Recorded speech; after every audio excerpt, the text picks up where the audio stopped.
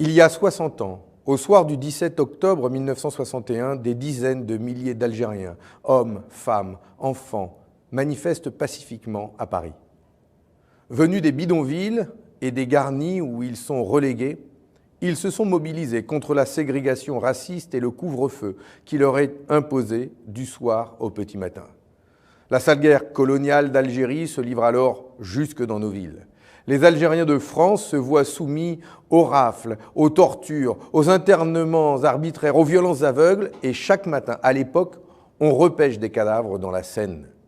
Ce 17 octobre 1961, alors qu'ont commencé les négociations qui vont mener à l'indépendance de l'Algérie quelques mois plus tard, c'est une effroyable attaque policière que subissent les trois cortèges énormes et dignes qui convergent vers le centre de la capitale. Les historiens considèrent aujourd'hui qu'il s'agit de la répression la plus sanglante qu'ait connue une manifestation dans l'histoire moderne de l'Europe occidentale.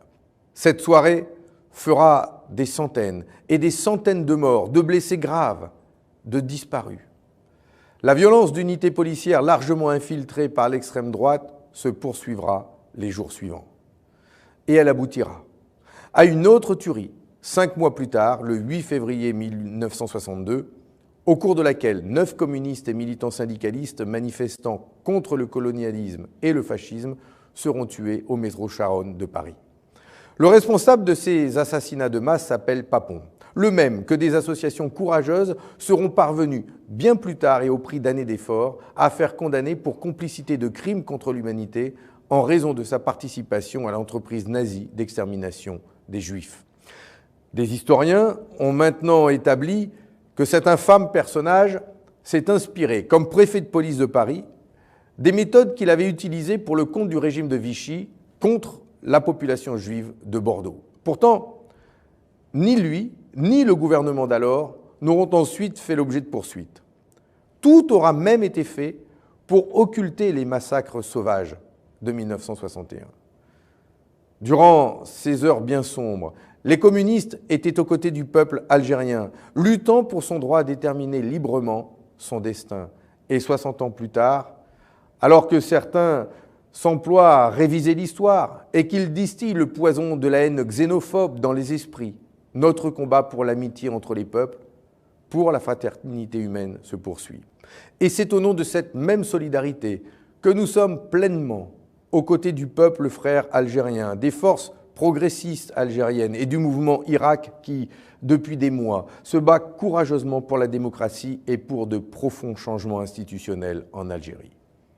En ce jour anniversaire, les victimes d'octobre 1961, leurs familles et le peuple algérien ont droit à la vérité.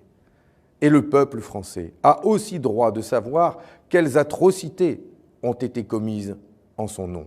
C'est pourquoi je demande au président de la République de répondre à ces attentes légitimes. Comme l'a fait Jacques Chirac à propos de la rafle du Veldiv, comme l'a encore fait récemment la France en reconnaissant l'assassinat de Maurice Audin par l'armée française, je demande que la France assume ses responsabilités et déclare solennellement que l'institution policière française, des hauts fonctionnaires français, des responsables politiques français se sont rendus coupables d'un crime d'État il y a 60 ans et qu'ils ont ainsi déshonoré la République. Je demande que soit désignée une commission d'enquête indépendante qui aura accès à toutes les archives officielles et à tous les témoignages, sans exception, afin de faire toute la lumière sur la terreur coloniale dont ont été victimes les Algériens de France. Je demande qu'un lieu soit consacré à Paris aux événements d'octobre 61, conformément au vote du Sénat réalisé en octobre 2012.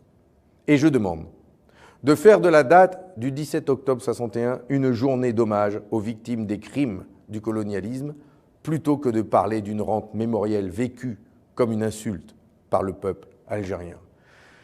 C'est ainsi, dans la vérité, dans la sincérité, dans la fraternité, que l'on permettra aux mémoires de la nation algérienne et de la nation française de s'accorder enfin.